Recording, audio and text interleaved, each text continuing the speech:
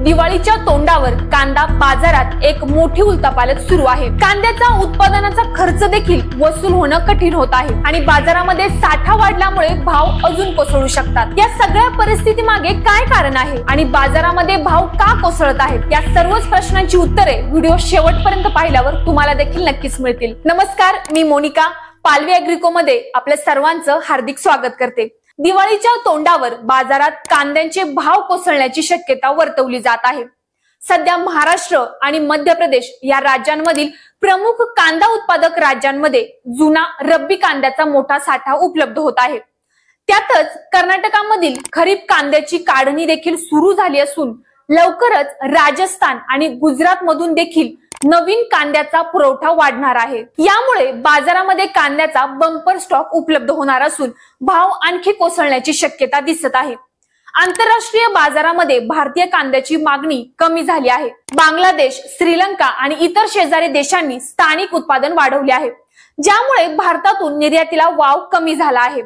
परिणामी देशांतर्गत बाजारामध्ये कांद्याचे दर वाढण्याची शक्यता देखील कमी आहे। शेतकऱ्यांसाठी परिस्थिती अत्यंत चिंताजनक आहे, कारण उत्पादनाचा खर्चही निघत नाही आणि बाजारात साठा वाढल्यामुळे व्यापाऱ्यांकडे खरेदीसाठी दडपण येत आहे। सध्या देशातील प्रमुख बाजारांमध्ये उन्हाळी कांद्याला केवळ 200 ते 975 रुपये प्रति क्विंटल इतकाच दर मिळत आहे, ज्यामुळे शेतकऱ्यांमध्ये नाराजी आहे। या दरात आणखी घसरण झाल्यास कांदा उत्पादकांच्या अडचणींमध्ये भर पडणार आहे। कांदा निर्यातदार संघटनेचे उपाध्यक्ष विकास सिंग यांनी सांगितले की परदेशातून मागणी घटल्याने निर्यात ठप्प झाली आहे। परिणामी देशांतर्गत बाजारात साठा वाढत असून भाव कोसळण्याची शक्यता आहे। या काळात शेतकऱ्यांनी जुना साठा सुरक्षित ठेवण्यासाठी हवेशीर कोठारे वापरणं, विक्रीसाठी बाजारभावावर सतत लक्ष ठेवणं आणि योग्य व्यवस्थापन करणं अत्यंत आवश्यक आहे। योग्य साठवण, काळजीपूर्वक बाजारभाव तपासणं आणि सरकारकडून शेतकऱ्यांसाठी जाहीर केलेल्या मदतीचा लाभ घेणं ह्या काही महत्त्वाच्या उपाययोजना आहेत।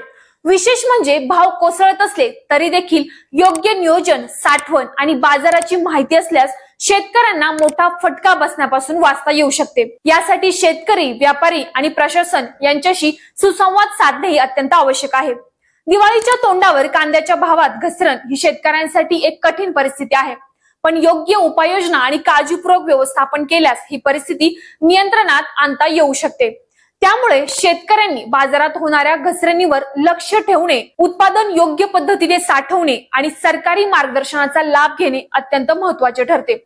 मंडळी, कांद्याच्या दराचा प्रश्न हा फक्त आर्थिक नाही तर शेतकऱ्यांच्या आणि ग्राहकांच्या जीवनाशी जोडलेला आहे। बाकी शेतकरी मित्रांनो, तुमच्या जवळच्या बाजारामध्ये कांद्याला किती भाव मिळत आहे हे आम्हाला कमेंटद्वारे नक्कीच कळवा।